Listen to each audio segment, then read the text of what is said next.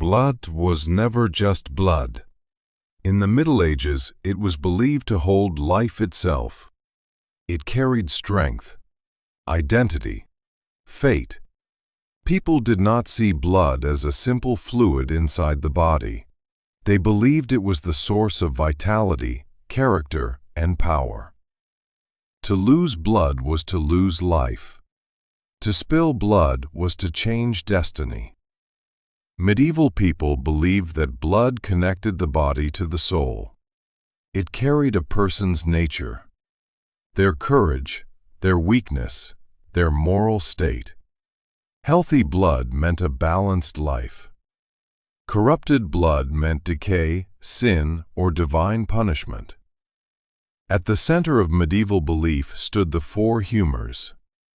Blood was the most powerful of them all.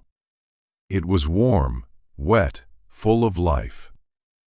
Too much blood made a person impulsive, joyful, and reckless. Too little blood made them weak, pale, and lifeless. Everything depended on balance. And blood was the hardest to control. Blood was linked to youth and strength. Young people were believed to have richer blood. Old age meant drying blood, life slowly draining away. This is why blood loss terrified people. Wounds were feared not just for pain, but for what they took away. A bleeding body was a body losing its essence. Blood carried memory. Families believed traits were passed through bloodlines. Nobility spoke of pure blood. Royal blood was sacred. It justified power, rule, and divine favor. To harm noble blood was more than a crime. It was a sin. Blood also connected people to God. Christ's blood was sacred. It redeemed humanity. It washed away sin. This made blood holy, but also dangerous. Spilling blood wrongly offended God. Yet blood sacrifice filled religious life. Martyrs were admired for shedding blood. Pain and bleeding brought holiness. The more blood spilled for faith, the closer one came to God. Blood appeared everywhere. In rituals, in punishment, in medicine. Bloodletting was one of the most common treatments. Doctors believed removing blood could restore balance. People were cut on purpose, drained, weakened. If illness remained, more blood was taken. Suffering meant healing. If the patient died, the blood had already been corrupted, never the treatment. Blood was believed to carry illness. Bad blood caused disease, fever, plague, weakness, madness. Purging blood was cleansing the body. This belief kept bloodletting alive for centuries, even when it killed more than it healed. Blood was feared outside the body. Spilled blood attracted danger, evil spirits, demons. Blood was believed to draw unseen forces. This is why crime scenes terrified people. This is why executions were rituals. Public bloodshed restored order. The crowd watched blood spill as justice. Blood paid for crime. Blood satisfied law. Blood also marked guilt. A bleeding wound could reveal a sinner. Some believed blood would refuse to clot if the person was guilty. The body itself would accuse the criminal. Blood was truth. Women's blood was feared most. Menstruation was seen as dangerous, polluting, powerful. Menstrual blood was believed to weaken men, rot crops, and attract demons. Women were isolated during bleeding. Their bodies were seen as unstable. Childbirth blood was both feared and sacred. Life and death flowed together. Many women died bleeding. This was accepted as natural. Blood marked the boundary between worlds, between life and death, between purity and corruption, between human and divine. And medieval people lived surrounded by it.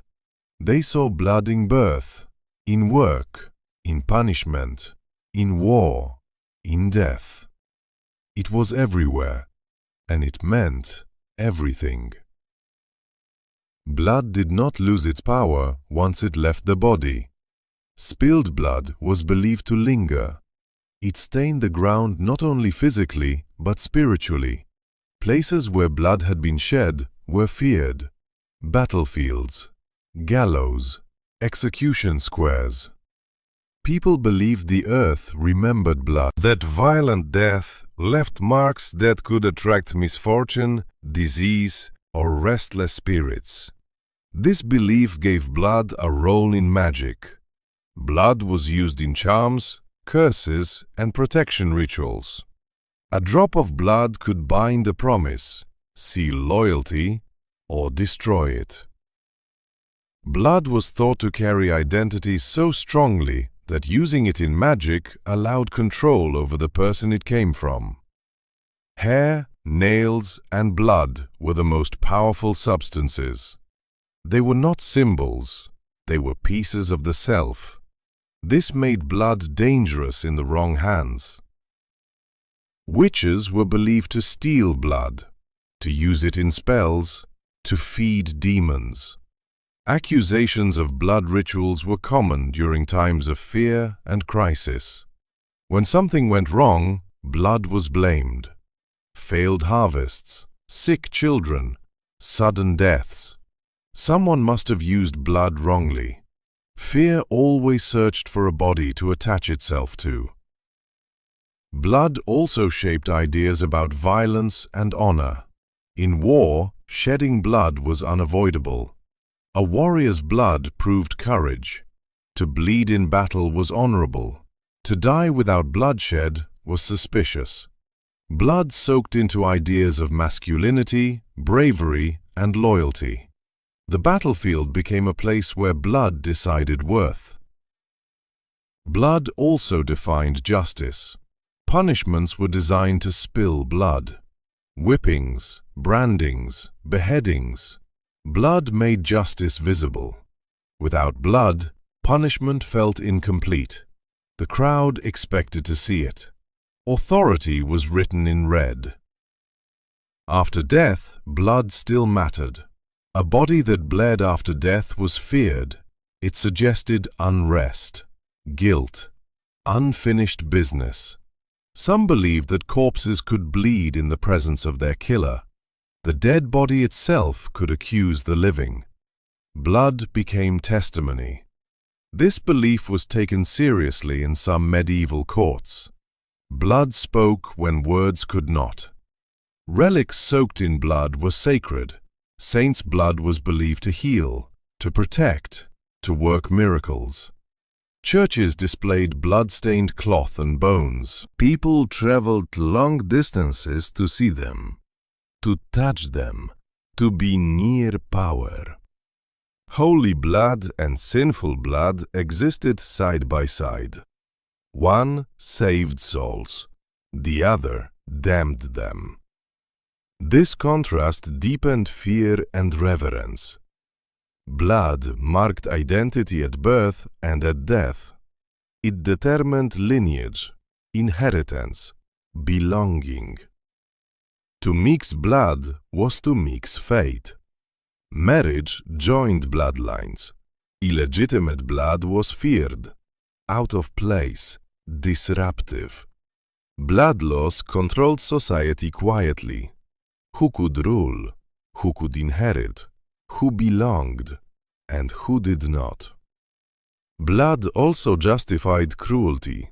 If someone was labeled as having bad blood, punishment felt acceptable.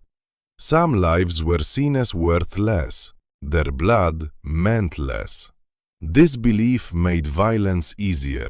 It removed guilt. It gave permission. As medicine slowly changed, blood remained powerful. Even when explanations shifted, fear remained. Blood was still life, still identity, still truth. The Middle Ages built an entire worldview around blood. It explained illness, justified power, fueled religion, shaped fear. Blood was not just inside the body, it ruled the world around it. And for medieval people, to understand blood was to understand life itself. Because once blood was spilled, nothing was ever the same. Not the body, not the soul, not the world it touched.